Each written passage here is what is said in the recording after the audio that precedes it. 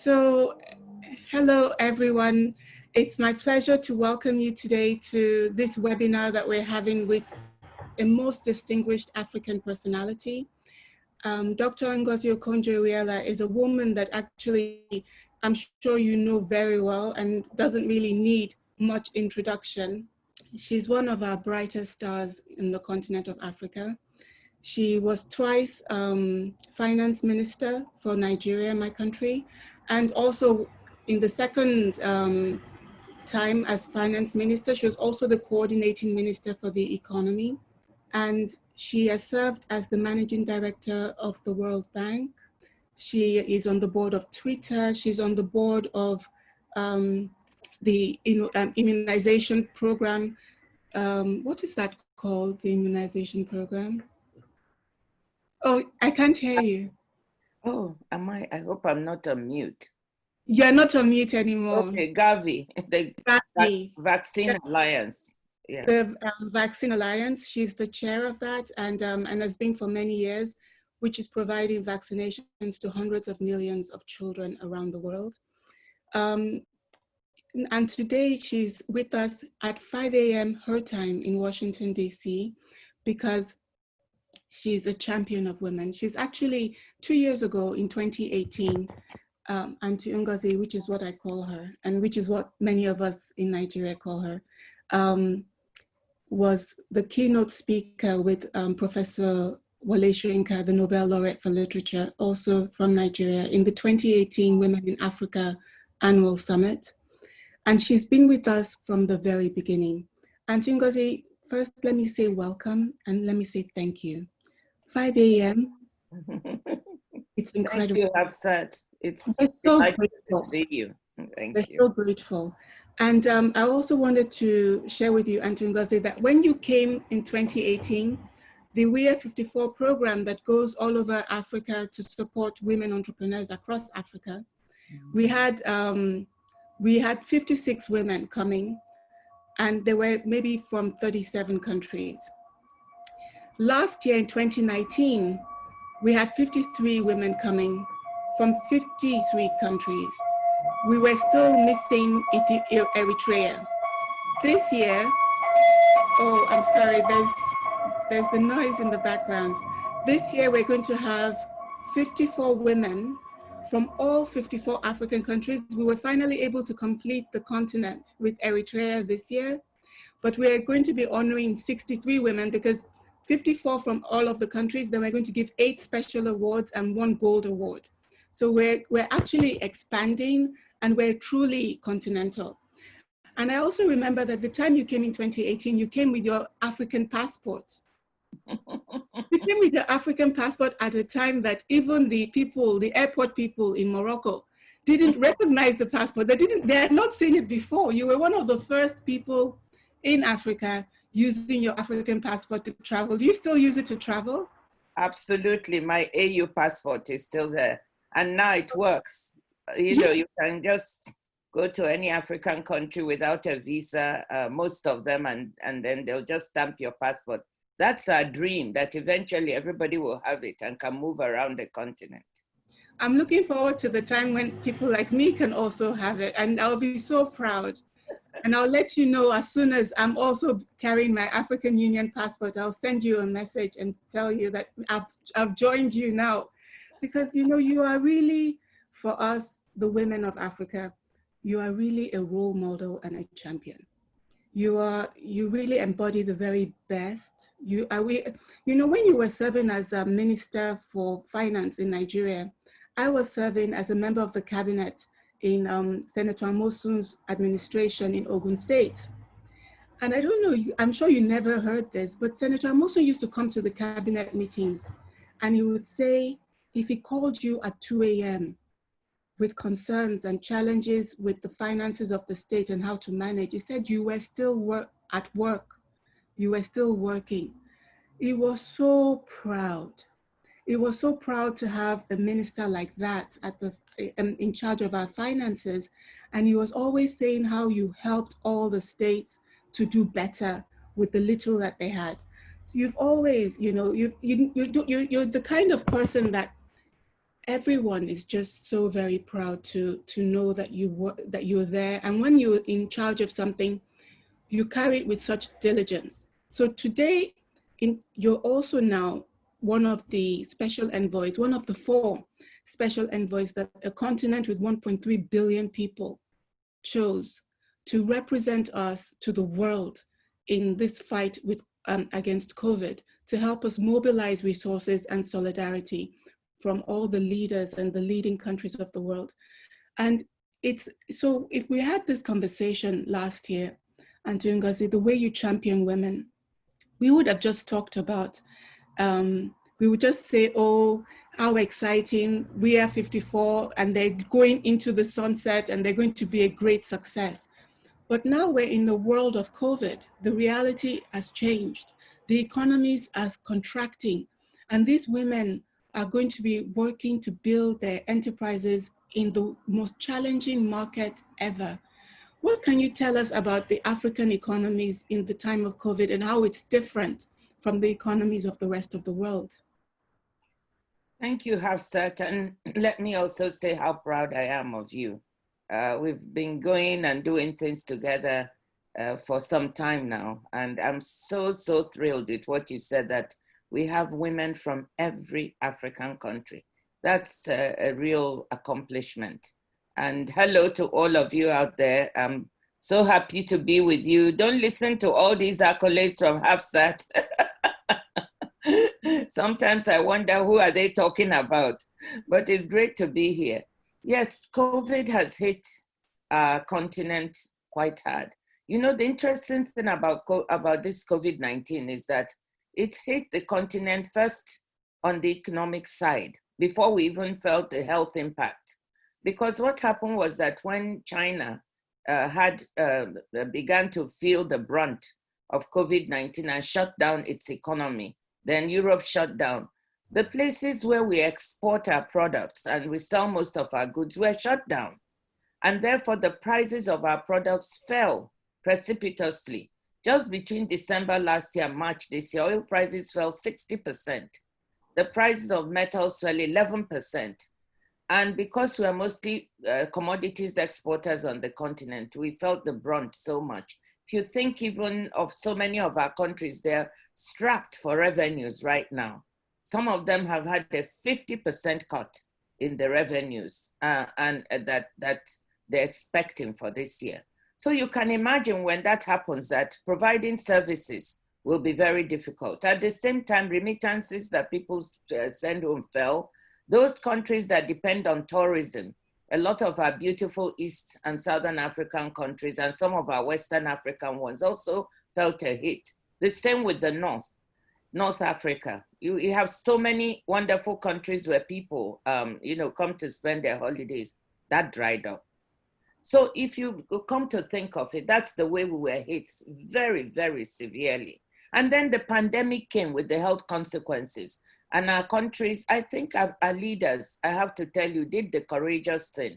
44 countries went into lockdown, almost complete or partial, to send a sharp signal that it's not business as usual. And that compounded the problem because our economies are structurally different from those abroad.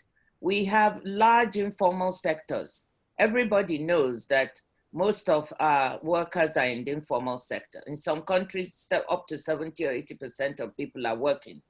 And a lot of them are women, so they have to earn on a daily basis. Now, when you shut down, it means they can't go out to earn their living. It means they can't feed their children and their families. So those are some of the critical things. I know in other countries, people have also lost their jobs and unemployed, millions and millions. But some of them have unemployment insurance to fall on. They have a social safety net that is solid to fall on. We don't have all that in some of our countries, and that is a big difference. So those are some of the ways. Now, our governments have tried. In fact, let me tell you one thing that Africans need to know. The continent under the AU is so unified now in trying to fight this COVID, has come together in so many ways. That's how come they chose envoys. We are now 6 from every part of the of the continent to try and mobilize resources, because we have tried in our countries to put out the amount of resources we can. Let me just say this. The rich countries have been able to pump out trillions and trillions of dollars to rejuvenate their economies, to pay people unemployment insurance, to help businesses have a line of credit. We've done some. They've done 8 to 10% fiscal stimulus, even 20 in some countries. We've been able to do about 0.8% to 1% on average. That is 1/10 of what they're able to do. So that is again a big issue, not because we are not trying, but simply that we don't have what economists call fiscal space. We've got to service our debts. We've got so many other burdens. So that's why we need additional resources. So I'm just enumerating some of the ways in which we are trying, but we need additional resources from outside. Remember that we didn't cause this. This is something that happened to us exogenously. Auntie, when I listen to all of that, what do you think that women entrepreneurs can do to help drive the resilience in the African economies? Is there something we can do perhaps to help move entrepreneurs from informality to formality? Would that help? What can we do? Well, in this time of COVID, what we are finding is that many entrepreneurs, and women will suffer most from this, just have no liquidity to continue their businesses. And they need to be given a lifeline. So this is one of the things we are arguing as we are looking for resources. It's not just about giving revenue to additional assistance to government. We need to attend to our businesses, and particularly to our micro, small, and medium enterprises through lines of credit so that they can be able to survive this difficult time. But of course, we most of the continent, the employment created is by small and medium enterprises and micro enterprises. So they will help us to build back what we need, because that's where jobs are created. That's why it's important we find ways and means to support them so that the job losses can be minimized, so that they can be the backbone of the recovery. And that's why when we're also recovering, we need to put women at the center. We are arguing, we just did a piece with my older sister, Her Excellency Graça Machel, that talked about how do we build back with women at the center, because women are often not the center when policies are being made. So this is one of the things. If we want them to help us be more resilient, Hafsat, we've got to put them in the center of receiving the resources and the center of decision making. Excellent, excellent. That makes perfect sense. And what can women entrepreneurs do to position themselves to take advantage of the opportunities post-COVID, so that we can even start thinking? I know, actually, is post-COVID in 6 months or in 18 months? I don't even know. Maybe we should answer that question first and then say, what women entrepreneurs can be thinking about as they position for that time. Unfortunately, but there was a time people thought that this post-COVID, maybe by the end of 2020, it will be over. I don't hold that opinion. First of all, in Africa, I don't think we've peaked in terms of the number of cases we have. In most countries, it's still rising. And we've done very well to try and contain it as much as possible.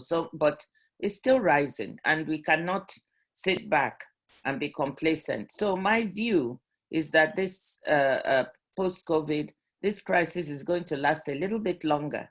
I don't think we'll be out of it by even 2021. I'm thinking that, 2022, the way it has hit our economies, it will take us some time. The way it has hit our health systems, we need some time to recover. So during that time, the question you're asking is, during that time, what should women entrepreneurs be looking at? Yes. And I don't have the most cheering news for you, in the sense that we all depend on a functioning economy. So we actually need our governments to implement policies that will make the economy rejuvenate so our businesses can thrive. So what can you do? First, you need to get information about where are the resources that you can pull on in order to keep your business going. Where is it? Is your central bank giving lines of credit through the banks? Are there some that are directed especially at women and at medium and small enterprises? Yes, many countries are doing this. Central banks are giving lines of credit for small businesses. Some are developing funds to help small businesses. Some governments are waiving taxes. They're waiving fees for many things. They're trying to do small fiscal policies and big ones that can help you. So the first and foremost thing is information.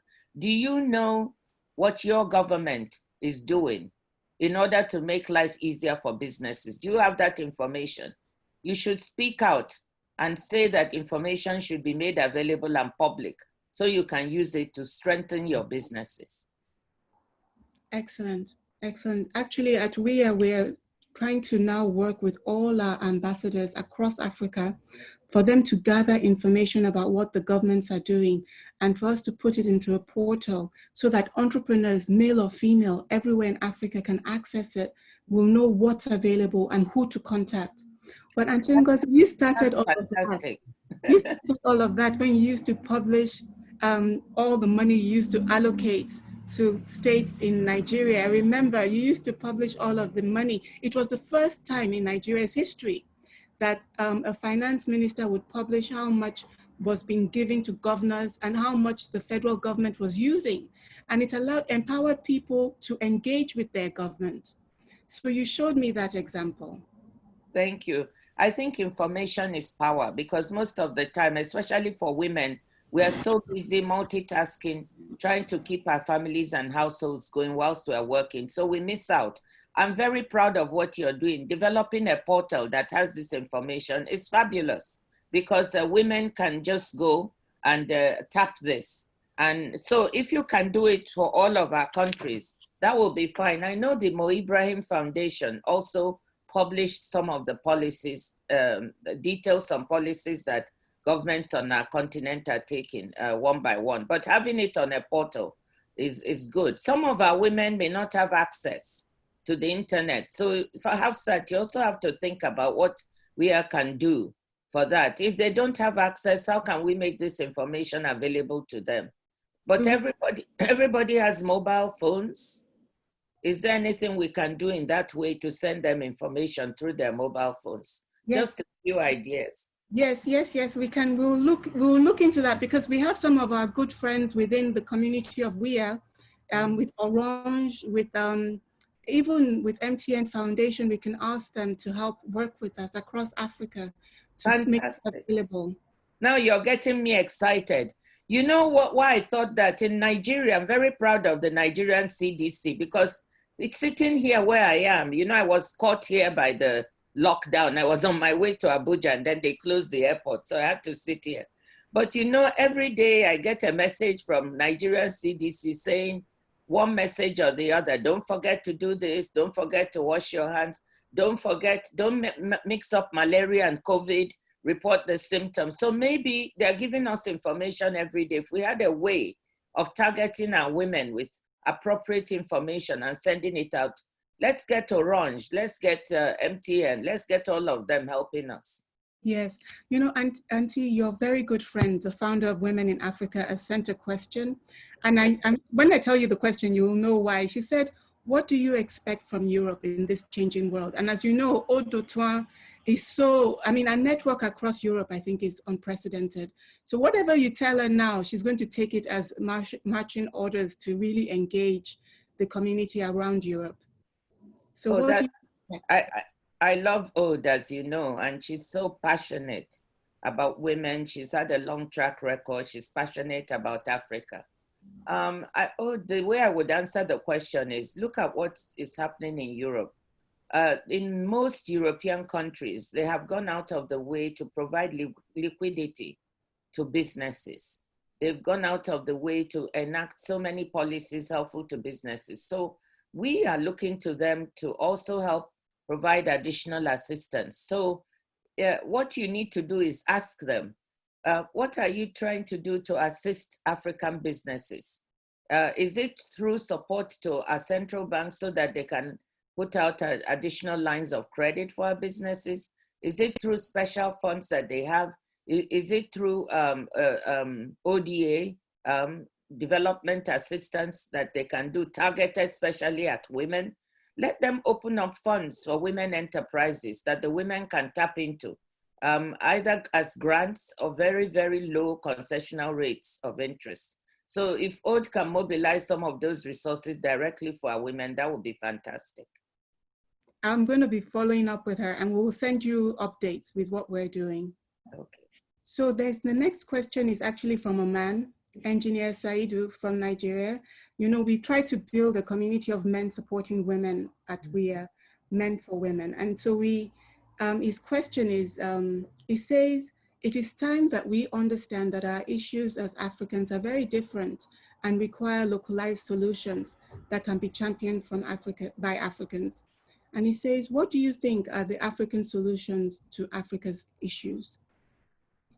Okay, thank you. Before I answer that, let me just comment on the network of men to support women. I think it's also good when we are talking of women's issues, we often talk only to ourselves.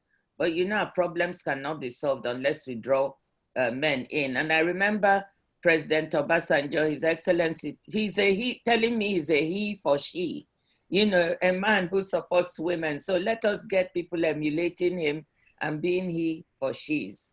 Now, you talked about what how do we use African solutions to solve African problems? And I agree with you. We should not copy or imitate policies, you know, that are done elsewhere slavishly, without thinking, how does this fit in with our own environment? There are some policies, though, which if they work for us, we should do it. For example, the lockdown was very hard. But I'm thinking to myself as a former policymaker, how do you send a sharp message to the population that it's not business as usual, that we really need to practice as much as we can some of the remedies for COVID? You know, some people say we should never have shut down, but I believe that shutdown in many countries was right. Of course, we have to phase out of it, perhaps more carefully and more quickly. So we need to look at our population. How do we tailor it? I think that in many of our countries, if you look, the pandemic is not even or equal everywhere. So you don't have to apply the policies evenly everywhere, even where there's no problem. You can allow economic activities to go on. If you look even in our own country, you know, there are some states that have a high incidence. There are others where it's, you know, a little less prevalent. So there you can, you know, use some containment strategies. You don't have to have a complete lockdown. Or if you've locked down, you can phase out a little bit earlier. So tailoring things to the local condition, given the fact that our economies are very vulnerable, I think that's the way I'll go about it. Another local solution that has helped us enormously, just think about this. In countries where COVID-19 is ravaging, almost in some states in the US here, 80% of those who are dying are older people 60 or 65 and older. That target population in which I belong are dying faster. You understand? Why is this? Because many of them are in nursing homes, where they are being taken care of. So they are clustered together. When this thing spreads, it spreads rapidly. Just think about us. I just every day thank God. It's a blessing. We don't have nursing homes. Our older people are not clustered together. They are sitting with their families. You see what I'm saying? That's a very African solution. We don't put our old people away in nursing homes. We keep them with us. So that has helped us in this crisis. That's a homegrown thing.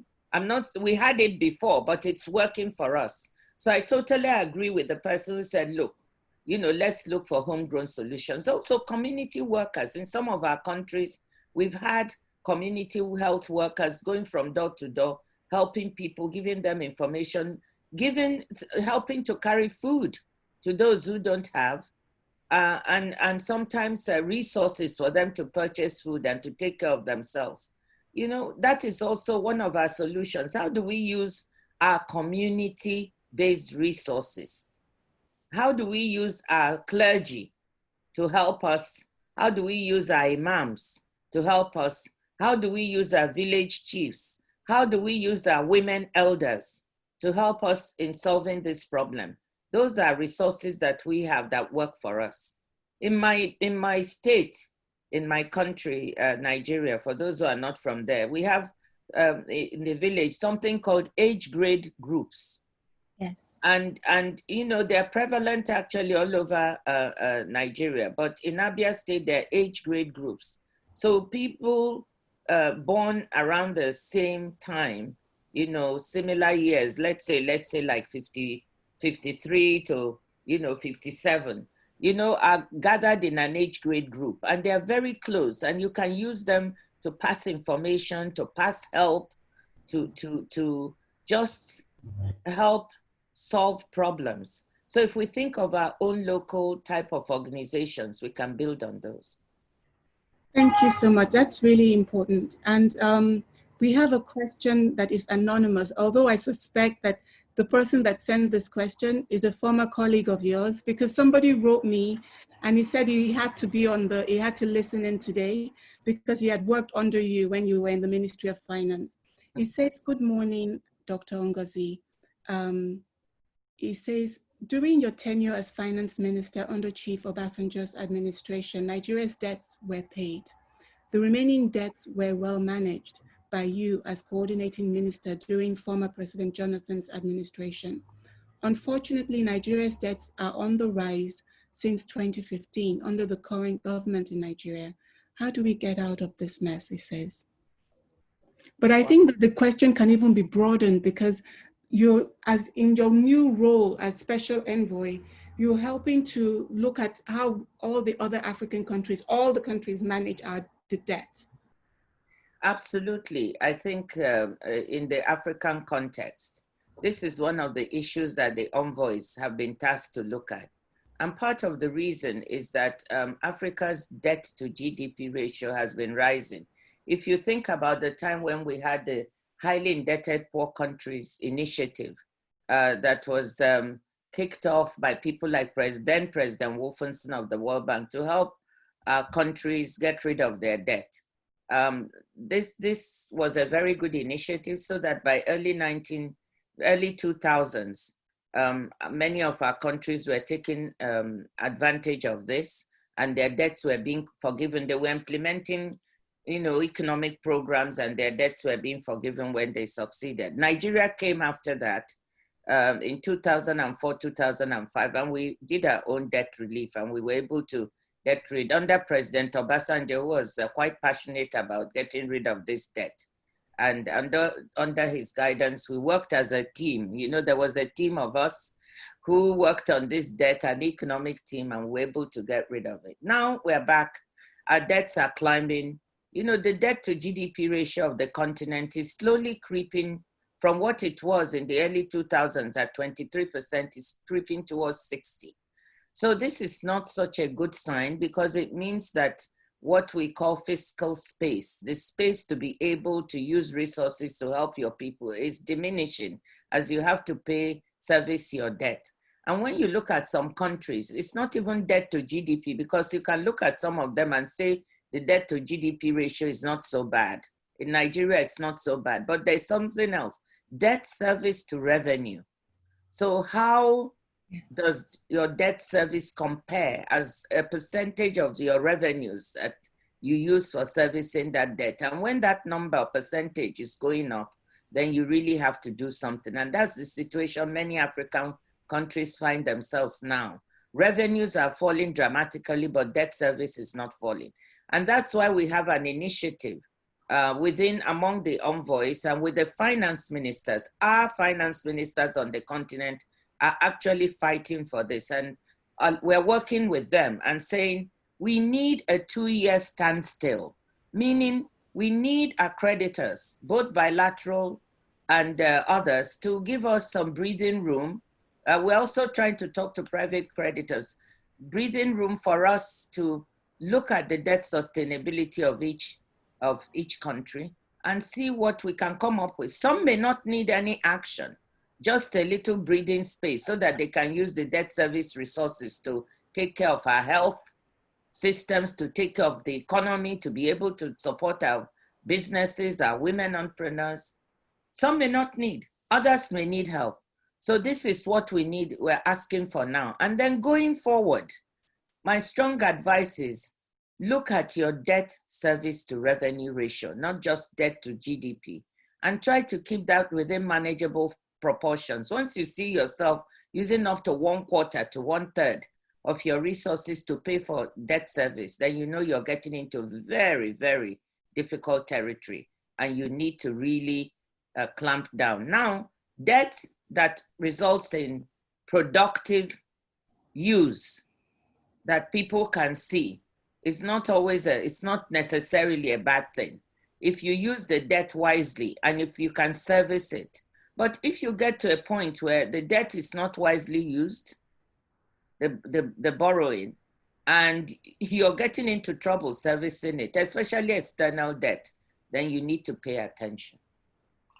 So I'm going to ask one last question because actually we only have 45 minutes with Gloria, your assistant, could only give us 45 minutes of your time. You have another important call on the hour. Yeah. And I think I can even see that she's already there because sometimes your eyes look. So I wanted to ask you, Aunty Ngozi, because we're both Africans. There's 1.3 billion of our people now on the continent. We're a continent that I think we can safely say that for 400 years of trade, the trade that we've been involved in has not helped the continent to grow, and it has actually weakened the continent century by century.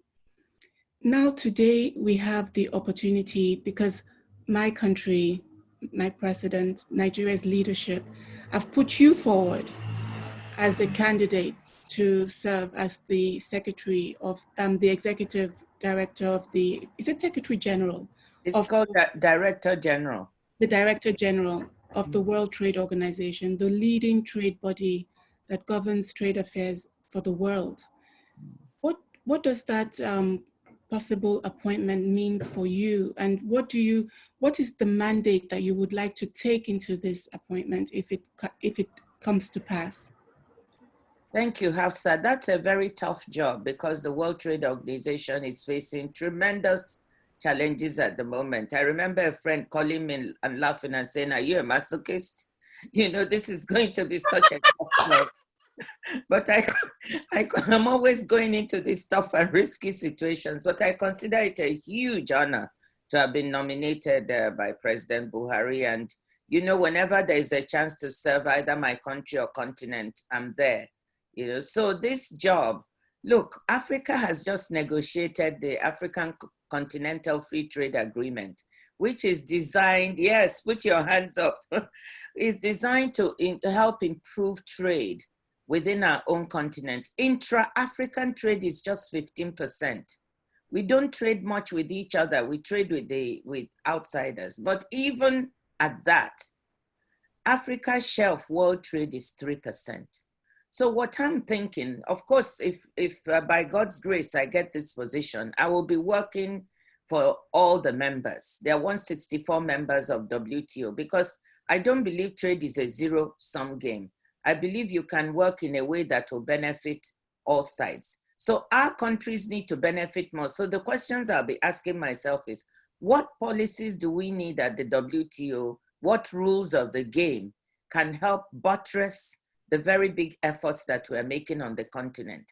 How do we work on investment facilitation, which is one of the negotiations the WTO is in, so that our countries can make more things inside the continent, produce more for ourselves, and be able to trade more?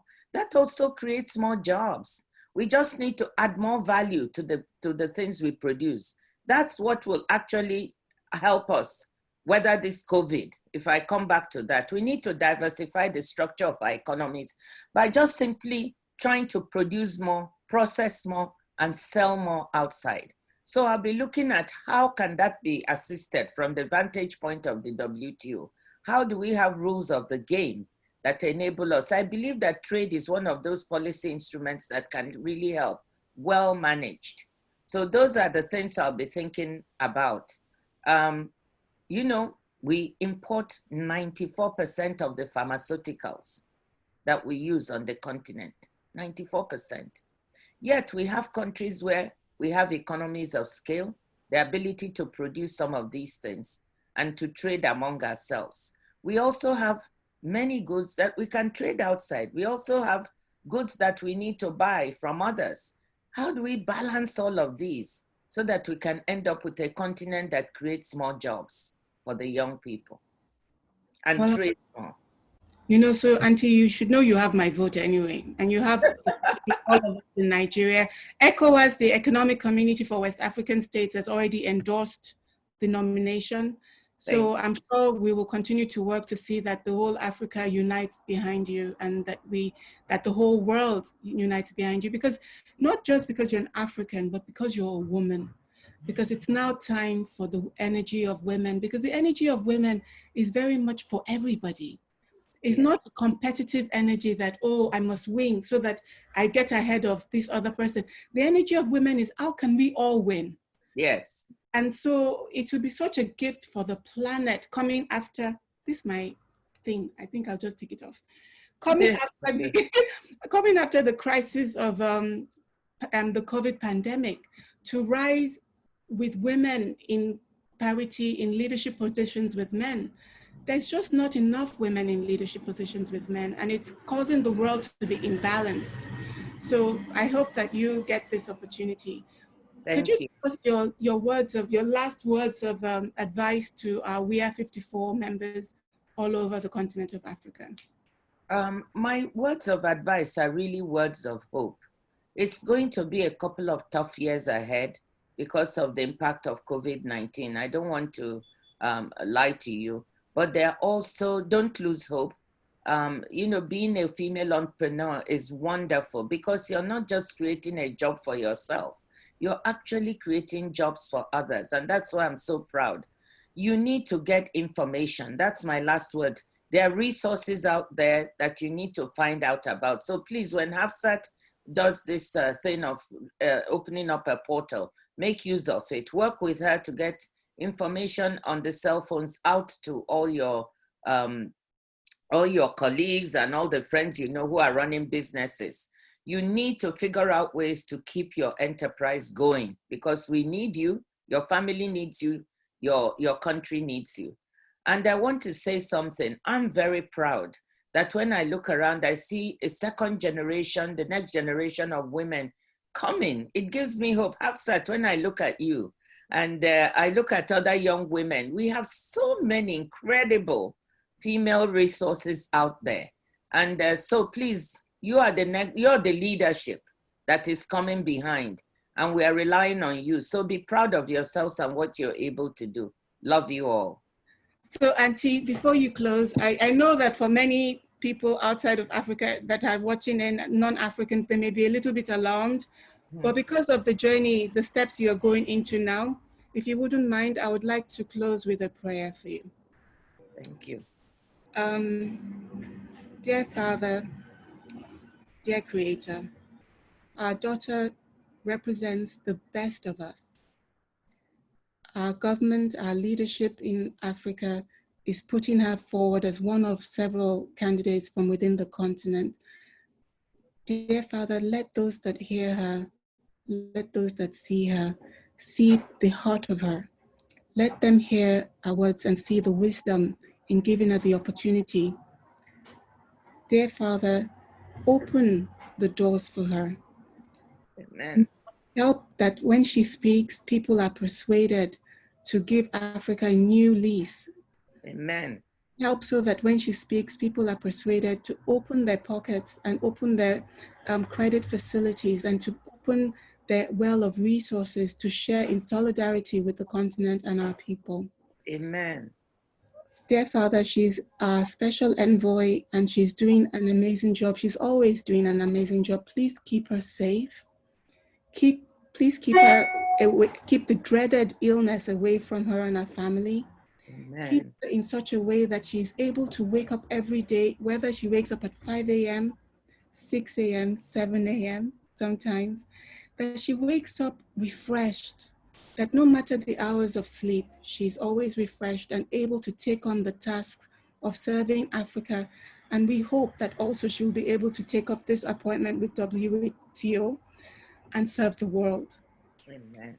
So we all know that you didn't make a mistake when you caused all of humanity to begin from the continent of Africa. And we hope that in this year 2020, it will be our daughter, one of the Africans from the continent, that will serve as the leader of the World Trade Organization. And she will begin to create a new archetype for the world, a new framework in which there are no losers and winners, in which the whole world is able to advance, in which the weak are protected, in which essential workers are not left vulnerable. So help give us this opportunity, because it has been a long journey and we want a breakthrough. We think it's time for a breakthrough. And we believe that this woman will help us be the key to unlocking the future for humanity as a human race.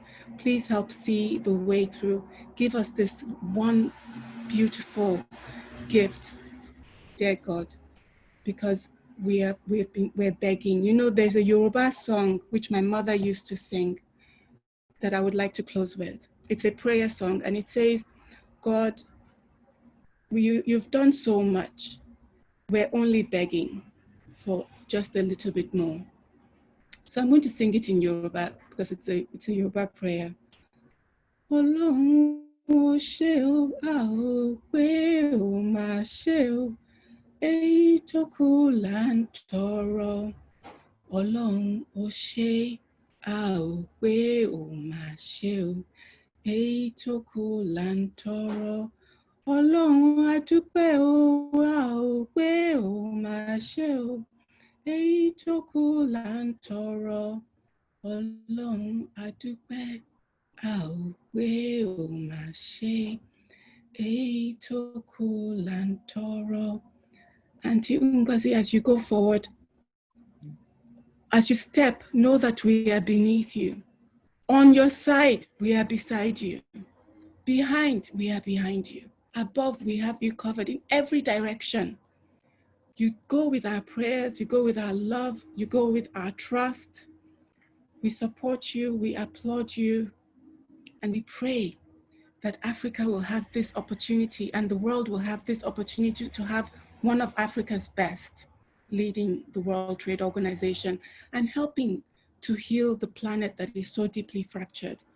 It is a calling that is so well suited to you for your own, because of your own credentials, but also because you are African in the best sense.